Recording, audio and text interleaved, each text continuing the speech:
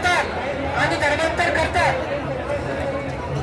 जे कोणी यांच्या मागावर टिकतील त्याला 5 लाख रुपये देण्यात येतील आणि जो कोणी याची सेवा केली म्हणजे याचा खून करण्यात येईल त्याला 11